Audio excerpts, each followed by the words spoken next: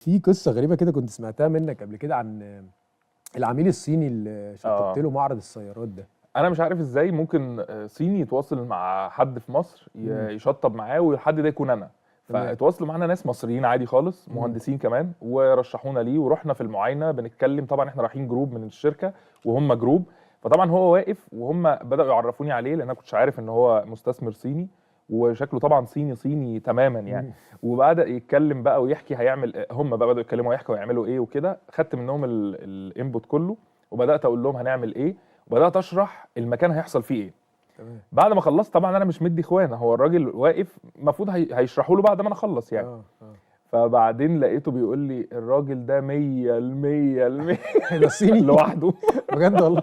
والله ده تمام، وقعد يتكلم مصري. انا طبعا عمال اتكلم واقول لهم يا جماعه بفهموه طبعا، هو ما أنت اعرفش بتتكلم مع المترجم عشان يشرح انا لك. مش عارف بقى هو هيفهموه ازاي ولا هيشرحوا له ازاي. آه. في النهايه اخر الموضوع لقيته بيتكلم مصري، لقيته بيرمي افيهات مصري، بيتكلم مصري مش بيتكلم عربي، يعني مش لغه بيتكلم مصري. عربيه. ده عايش هنا بقاله كتير. هو عايش بقاله 9 سنين وعامل معرض سيارات بالكهرباء، ولسه ان شاء الله هنعمل له فرع تاني.